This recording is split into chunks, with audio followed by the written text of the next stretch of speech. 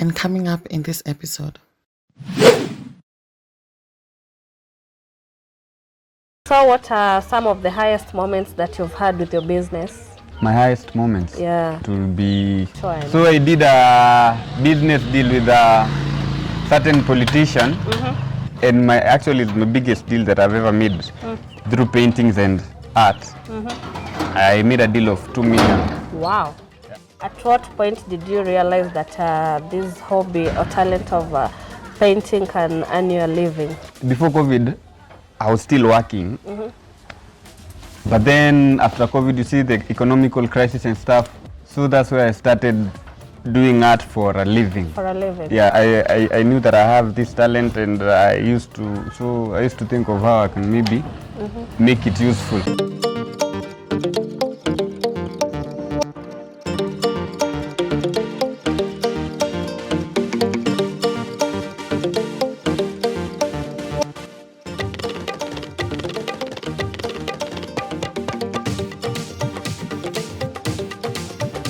Hello everyone, welcome to the first Trade Skills Show by Self-Taught Academy.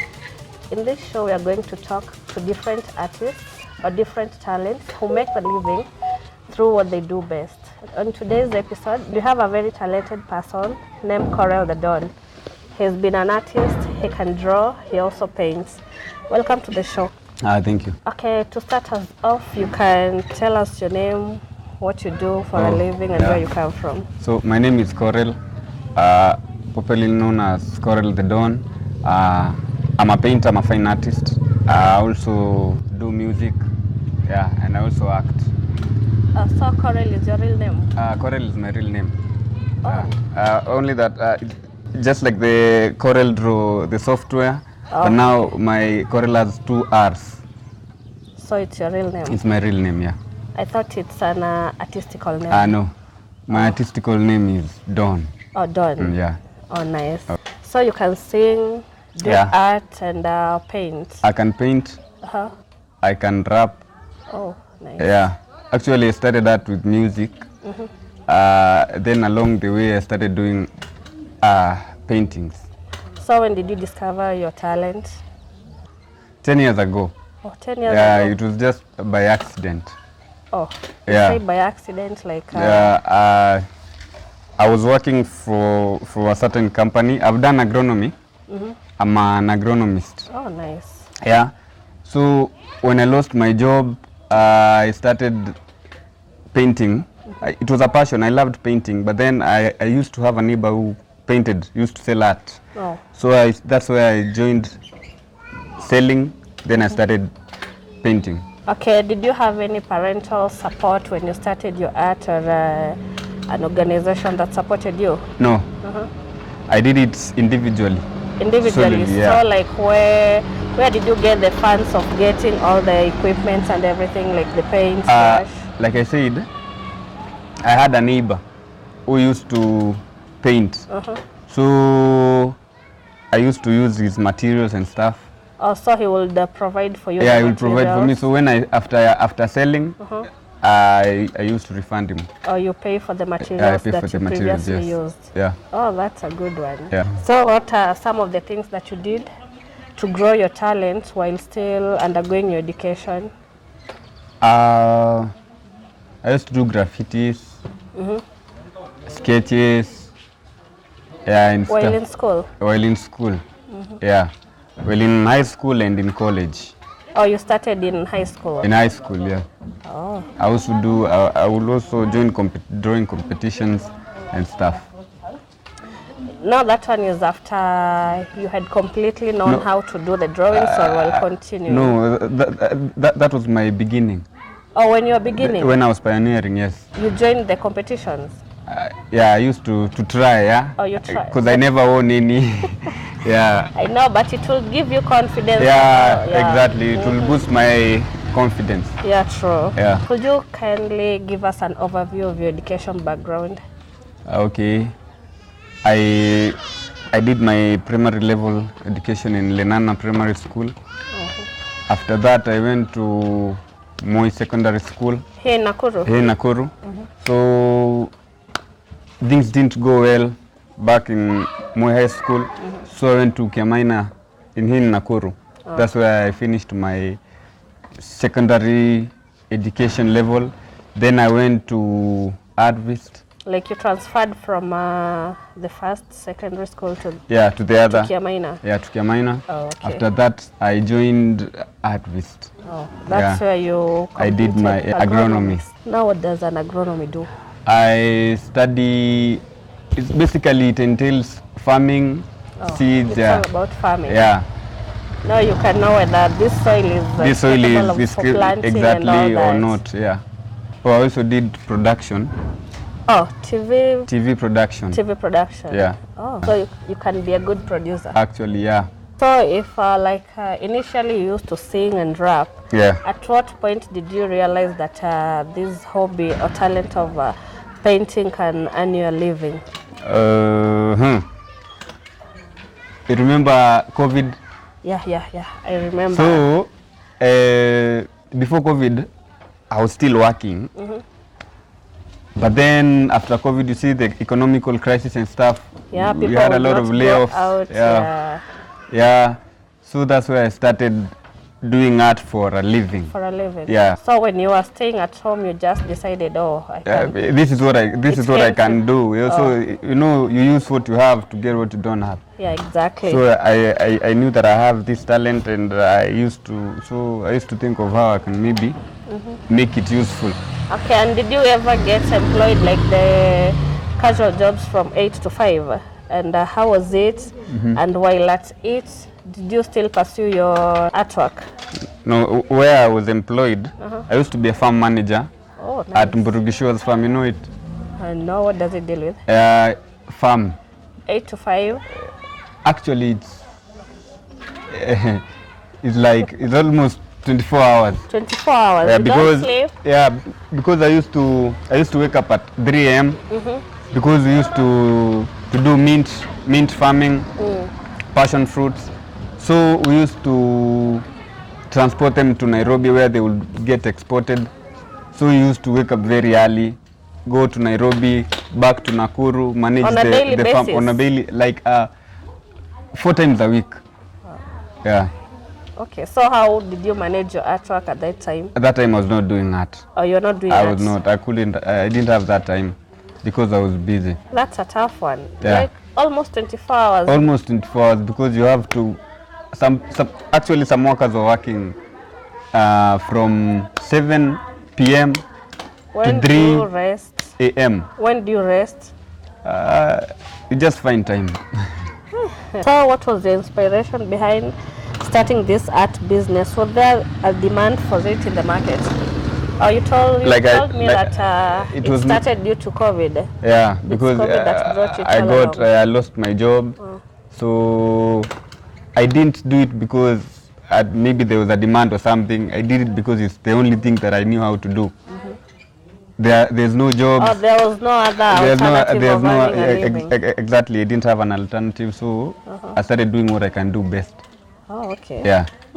And I know that period, that time of COVID, It was tough. many people really came to learn about their hidden talents and the things they can do without being employed. Actually, it's true. Or even without going to work. Exactly. And through that period, I actually worked with USAID and Uraia Trust. Oh, through the arts? Yeah. I worked with Uraia Trust for like 3 projects.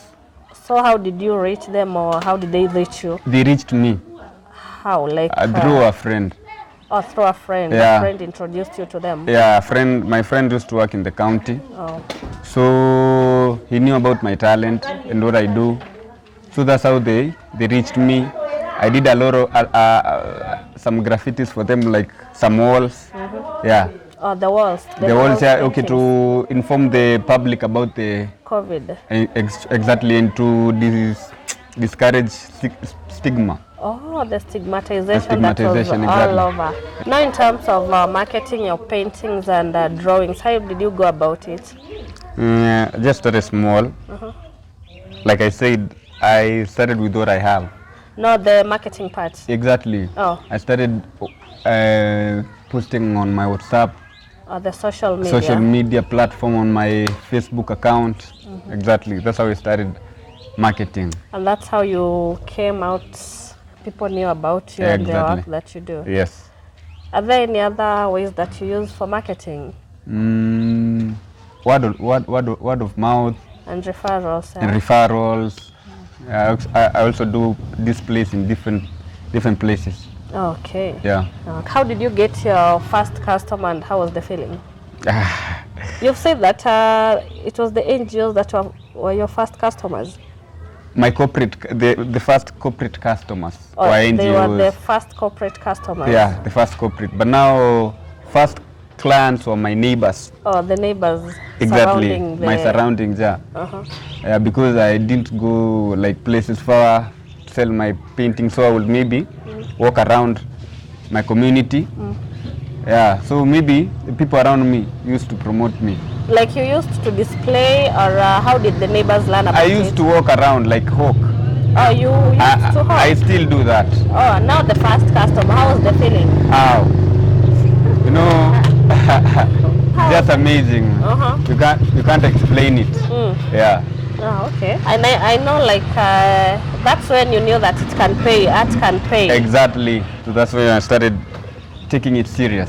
Now when it comes to compliance issues, how did you go about it? Maybe There's licenses and yeah, stuff. the licenses and all that. Okay. So, since I didn't have a shop, it was not that tough, you know. During that time. Yeah. So, I don't think that was an issue because I didn't have a shop, and the authorities only go after people who have shops. Who have shops and Exactly. Yeah. And what about now? Like currently, you have a display area in town. In town, yeah. I have a license for that. Oh, nice. Yeah, we also cooperate. We also work with the county. The county is also supporting us at some point. It supports the youth. It supports the youth, yeah. But we still ask them to do more because you still get harassed by the kanjos, the askaris. Yeah, sometimes they come and pick our stuff, and you know, it's a lot of money and investment that we put in these pictures. Yeah, like the canvas, the wood, and the paint. You see the paintings. Oh, true. So we asked the governor to maybe even other people, other NGOs that can come through to help And us maybe support and you support. guys. Yeah, exactly. Yeah. Because like you see, we have a lot of people here, and there's still more.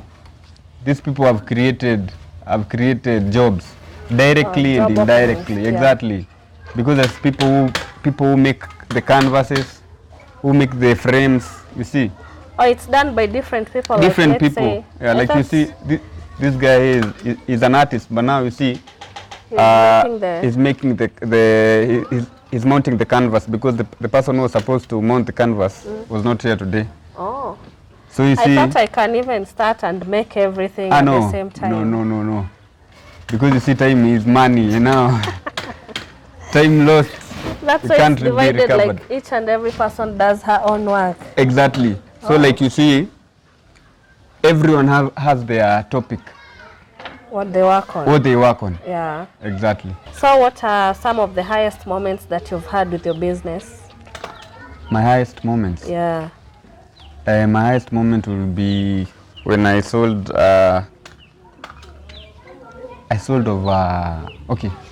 There are many, I don't know which one Now I can I want pick. the highest, the top notch one. So I did a business deal with a certain politician. My first and actually it's my biggest deal that I've ever made through paintings and art. I made a deal of 2 million. Wow. Yeah, 2 million. 2 million. 2 million. And like it ended well, or there was some... It ended well, but now you see, by then, I didn't have a lot of experience.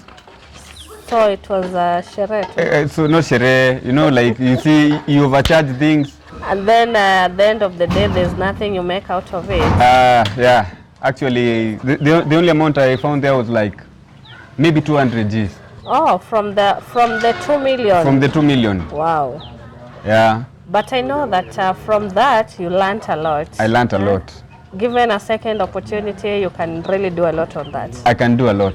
Could you take us through the whole process, like buying the raw materials to drawing, making the frames, the first marketing and selling? Oh.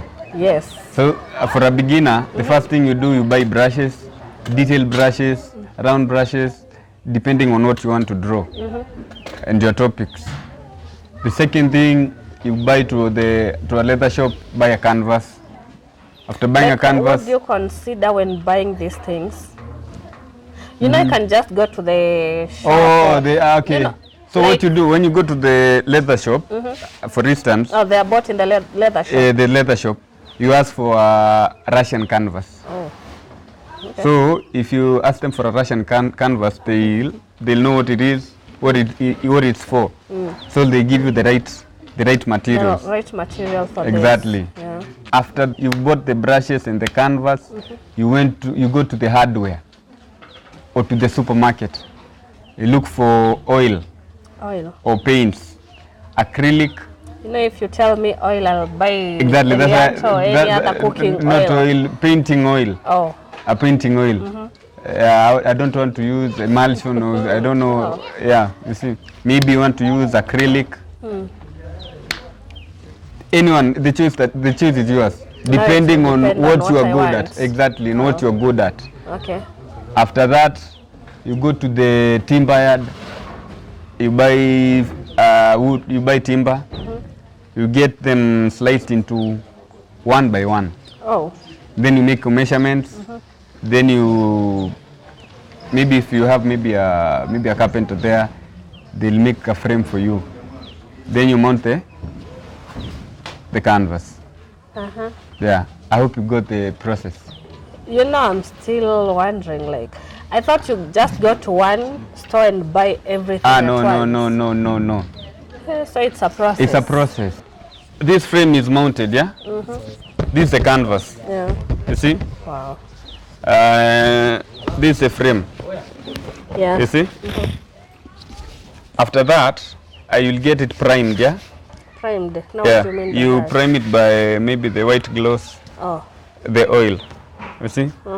So that you prepare it for drawing, for the drawing, painting, exactly. You see? I was about to ask you if you wash this using You don't wash. water. No, you don't wash. What you do is prime it. Okay. Then after that, now we are at what? Painting. Now painting. You start sketching. You see, like Captain is like doing. That's sketching. Yeah. I see even my that's sketching. That one is also sketching. Yeah. Now this is painting. It's a very nice one. Okay. This is painting. Yeah. Wow. Now that's the final step. That's the final step. After that, the marketing and now, yeah. Do you work with orders or you just paint and people buy? We work with both. Both orders and exactly. Random. You exactly. just do them random. Exactly. Okay. Yeah, because if you only work with random, you won't deliver for clients. Yeah, and if you people have different tastes. Yeah. So what advice can you offer to the aspiring artists? Yeah. Don't give up. Don't give That's up. the first thing. Yeah, don't give up because art is not easy. It's art a process. Is tough. It's not about the process. It's tough. It's hard. It's tough. It's hard. At times you won't sell. At times you'll sell. Oh. So not everyone will like Not everyone will like your paintings. You might paint something and you might see it. It looks nice, but then to someone else, it doesn't look nice. You see. So what happens? So don't get discouraged. Don't give up. What happens to the paintings that stay for long? Let's say you make a painting and then it stays for 2 months, 3 months without being sold. You just be patient and wait. It becomes an antique. Oh, okay. So we keep it to the store. We take it to the gallery. Oh. Yeah. So you tell the artists never to give up. Never give up. And what about when you are just about to give up? What do you do? Yeah, you've said it's not easy. So it will depend on what you remember. What made you do art? You see. So you just what brought you to art? Exactly. Remember what made you choose art. Okay, what is your take for the current government? Does it support the artists, and how is the market out there for the arts? I'll be straight, yeah? I'm not political, but actually, the government is killing art. It's killing art? It's killing art. Oh? Because, you know, like everything, we used to buy canvases at 160 shillings. Right now, we are buying it per meter at 200 shillings. 200 the from oil 100 to exactly 200. Exactly. No one like in Kenya there's no organization for artists. We don't have an organization or an association. We don't have anyone in the government, even the minister of. But recently there was a docket for the arts. Which one is that? There is a docket that came up with the... What they do, all of this like we call it in Kenya ni vipindi tu. Oh, you see, this is just show. PR. You see, like this yes. And I'm not political. Don't get me wrong. It's okay. Ask the CS for sports and culture. One artist. He doesn't know any. What have they done for fine artists? They've done nothing. Oh. A lot of, let me tell you, see, like in a day, in our shop, we have like 10 people who want to learn art. Oh. They don't have anyone in the government who can listen to them or support them. Maybe the government is not aware of your presence, you people. So because you see the music industry. Yeah. The other day they selected very many people in the music industry. Exactly. Who went to represent. And then what happened? But they are still there. The Talanta Hela or something? Yes. It got abolished. But so, at least they had representatives. Do you have a representative who is like maybe at the national levels? We don't have. You don't Actually, have. what we want to do right now, we want to, and if you're watching this, I hope if you're in a position of maybe supporting or give us a leadway or direction, we want to register an association of artists. Oh, for like the artists. Exactly. Like we have for MCSK, you know, a group or what do I say, a body that will oversee and support artists. You see. Okay, in the recent government, you have a CS for sports, culture, and gender. Have you guys reached out to her? We've tried. Not even the county government. The county government. What about the meetings that are always there? I mostly see the done nothing. Music artists go there. The big heads, right? Not really the big heads. The common people who sings in Nakuru. Like which one? The other time, okay, you know, I'm an honest person, so I'll just go straight to the point. The other time we had Choma Nangoma. Yeah, exactly. Choma Nangoma, yeah. It took artists to come together in Nakuru for a big corporation like Standard to know them, to understand, to give them a platform. Yeah. So Choma Nangoma was actually discriminating artists from Nakuru.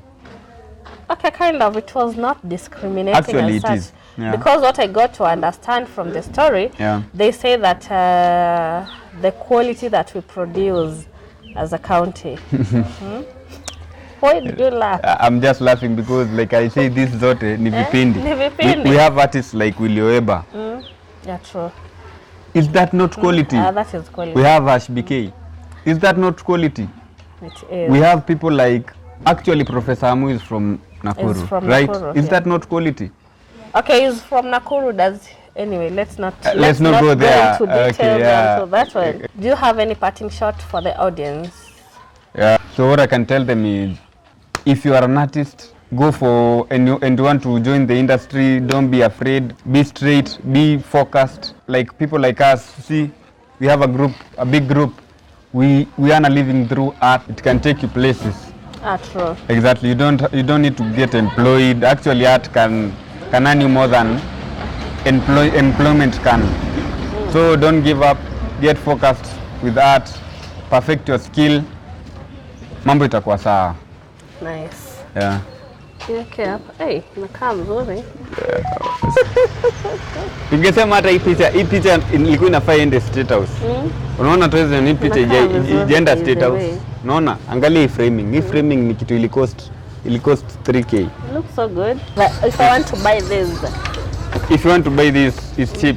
It's 30,000. Now that's the best price.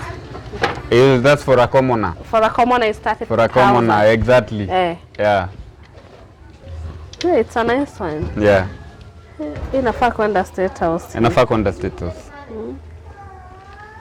Okay, thank you so much, Corel, for joining our very first trade skills show.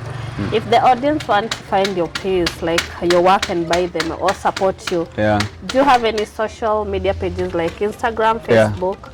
Yeah. You can reach us on Facebook through Vegas Arts and Deco. On Instagram, you can find us at Nakuru Art Painting.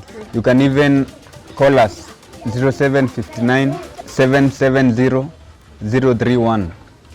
Yeah. So that's your personal number or the office number? That's the office number.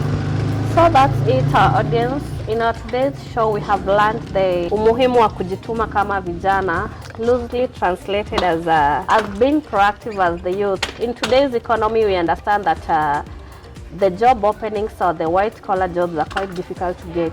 Now, if you have something or if you have skills, you can go for it and earn a living through it. I was your host, Nchagwa. Thank you. Have a nice time.